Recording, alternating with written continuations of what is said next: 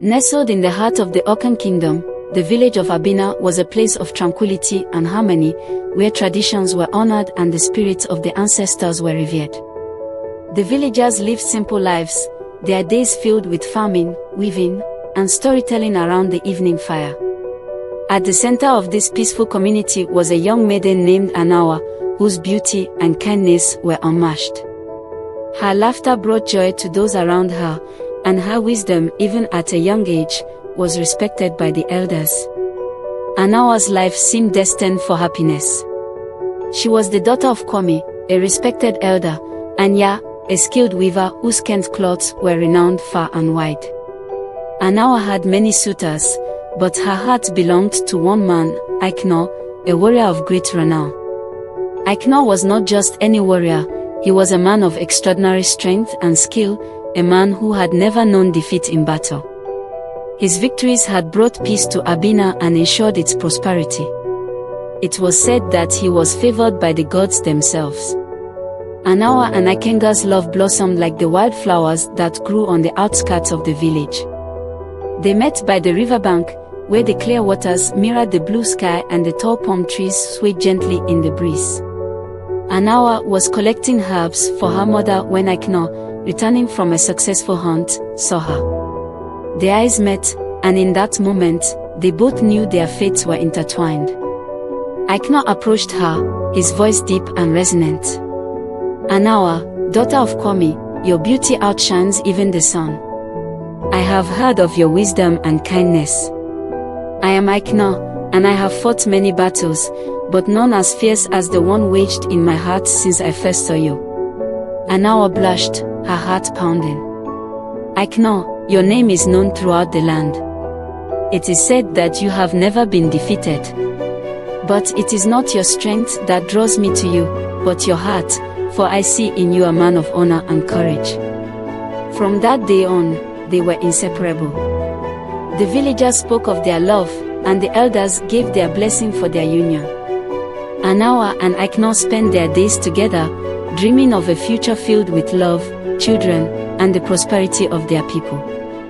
But as their love grew, so did the shadows that loomed over them. Ikenga's desire to protect his village and be the best warrior was matched only by his love for Anowa. However, despite his strength and skill, he feared the day when his luck might run out.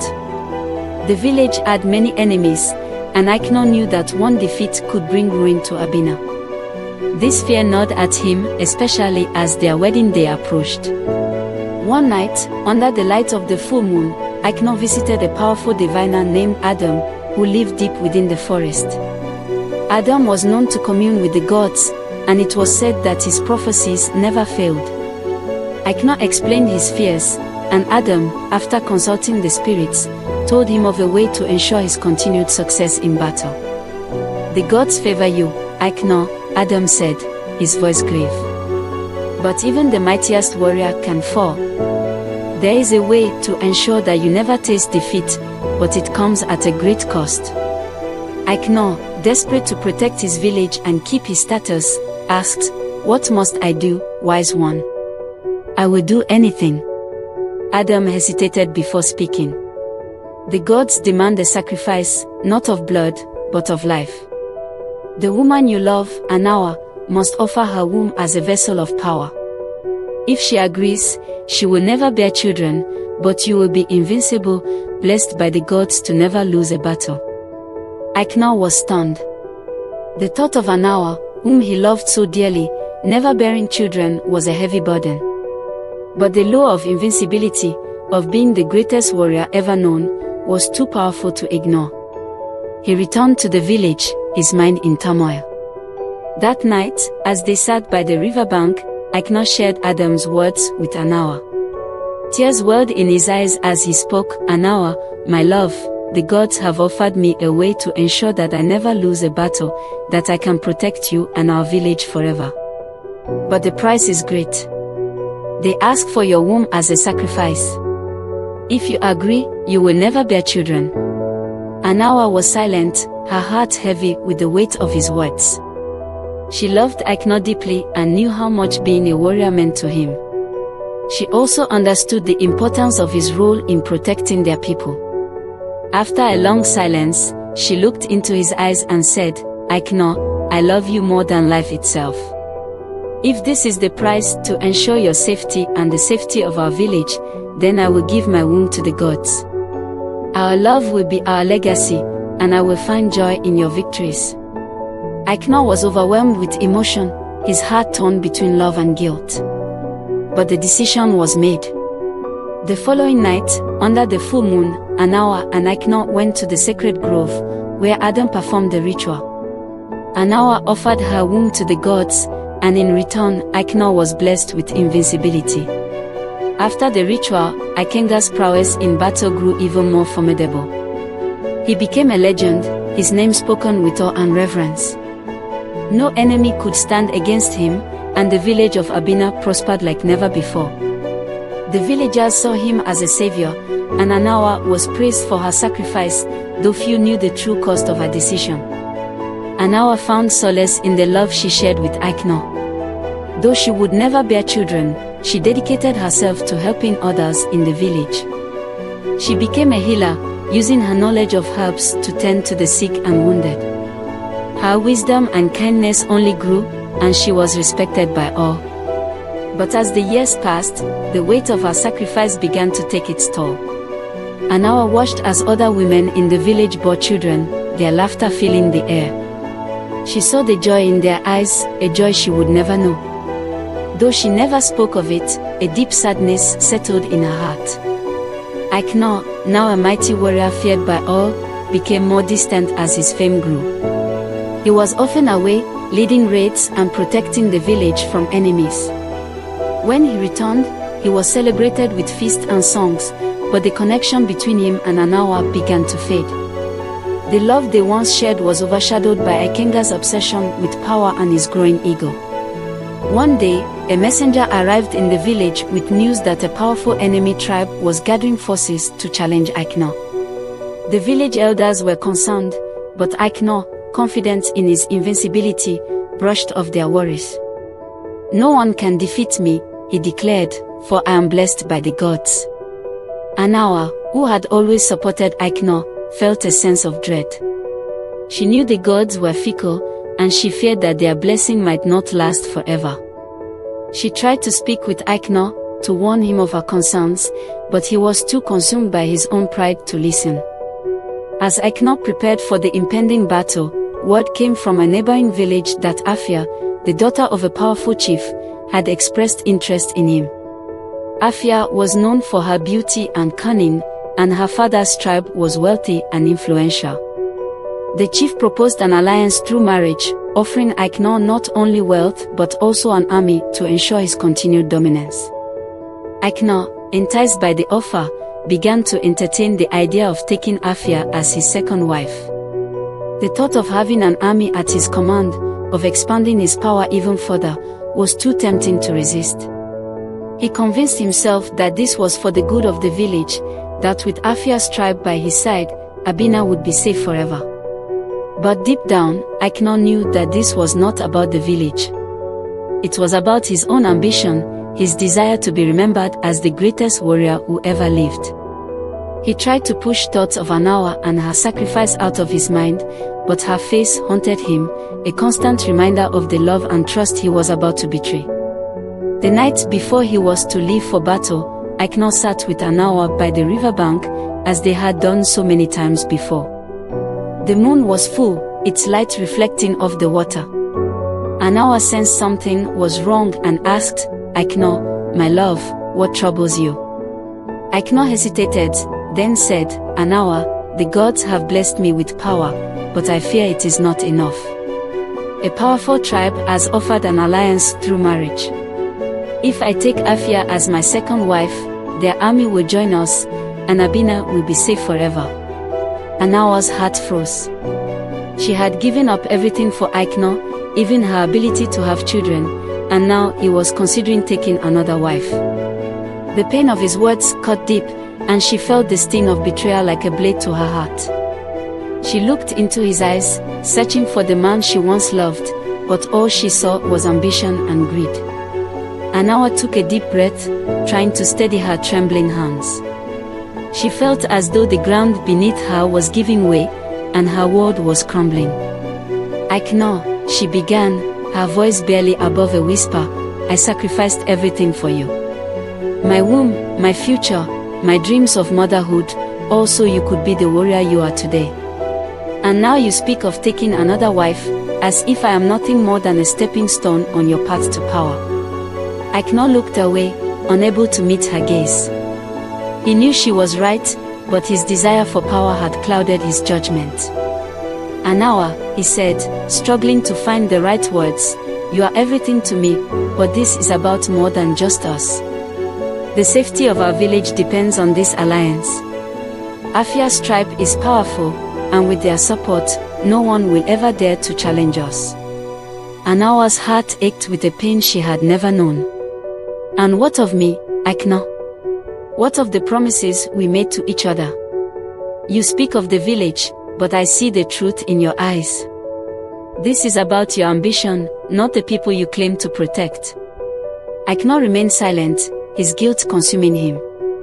He had convinced himself that this was the right decision, but now, faced with Anowa's sorrow, he began to question everything. The image of the man he had become, a warrior obsessed with power and glory, stood in stark contrast to the young man who had once walked beside Anowa, dreaming of a simple life filled with love. Anowa turned away, tears streaming down her face. She could no longer bear to look at him. If you choose this path, Akno, know that you do so at the cost of our love. You may win the battle, but you will lose me forever. Ikenga's heart twisted with pain, but the allure of power was too strong. He believed that once the battle was won and the alliance secured, he could make things right with Anowa. Anowa, I promise you that this is only temporary. I will never forget what you have done for me. Once this battle is over, we will return to the way things were. But Anowa knew that things could never be the same. The bond they shared had been severed, and she could feel the emptiness growing inside her. She said nothing more, knowing that words would be wasted. Instead, she stood up and walked away, leaving Akno alone by the riverbank, the sound of her footsteps fading into the night. The next morning, Akno left for battle, his mind a tumultuous mix of resolve and regret. He pushed thoughts of Anowa to the back of his mind, focusing on the task at hand. The battle was fierce, but as always, Akno emerged victorious. His enemies fell before him, and the alliance with Afia's tribe was secured. The villagers celebrated his triumph, praising him as a hero, but Ikenga's heart was heavy. Afia, who had heard of Anowa's sacrifice and Ikenga's invincibility, admired the warrior for his strength and power. She saw in him the means to secure her tribe's dominance and was eager to cement the alliance through marriage. However, she was also a cunning woman, aware that Anowa's presence and influence could pose a threat to her own ambitions. Upon returning to Abina, Akno found himself caught in a web of politics and power plays. Afia was not content with being a second wife, she wanted to be the only wife, the queen of Abina. She began to sow seeds of doubt and discord between Akno and Anowa, manipulating the situation to her advantage. Anowa, devastated by Ikenga's betrayal, withdrew into herself. She continued her work as a healer, but the light in her eyes had dimmed. The villagers, who once admired her, now looked at her with pity, knowing that her sacrifice had been in vain. Whispers spread through the village, and soon everyone knew of Ikenga's plans to marry Afia. Akno, blinded by his ambition, did not see the toll his actions were taking on Anowa. He believed that he could have both the power and the love of his life. But as the day of his marriage to Afia approached, he began to feel a growing unease, as if the gods were warning him of impending doom. On the eve of his wedding to Afia, Akno had a dream. He was standing alone in a vast, barren landscape, surrounded by darkness. The ground beneath him was cracked and dry, and the sky was filled with ominous clouds. In the distance, he saw a figure shrouded in mist, moving slowly toward him. As the figure drew closer, Akno realized it was Anowa. But she was not the Anowa he knew. Her face was pale, her eyes hollow, and her once vibrant Kent cloth was tattered and torn. She reached out to him, her voice echoing in the void.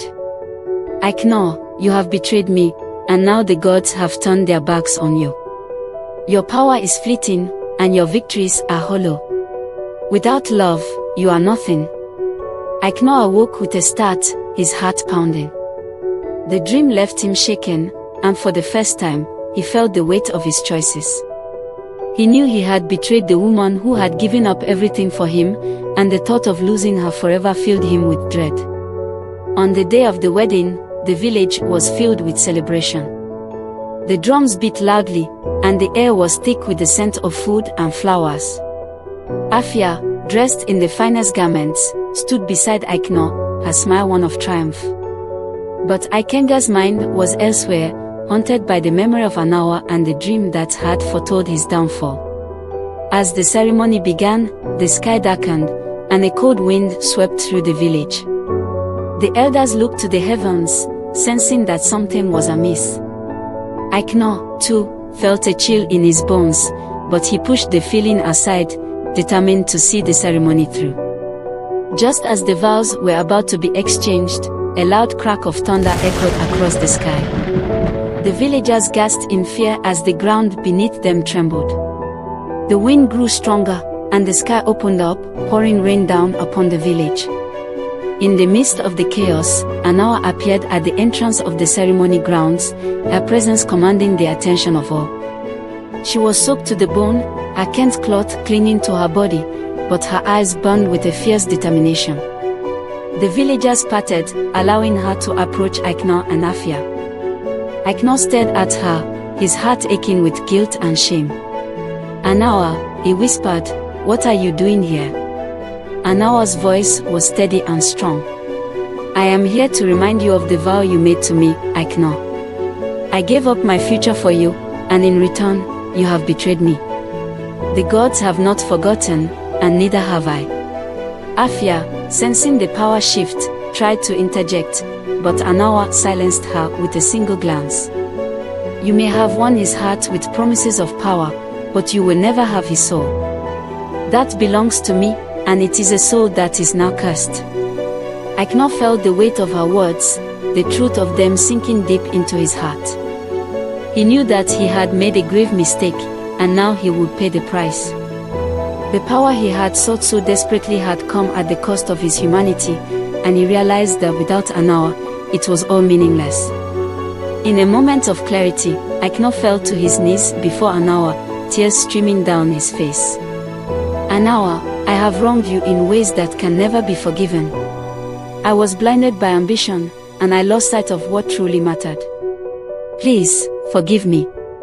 Anowa looked down at him, her heart torn between love and sorrow.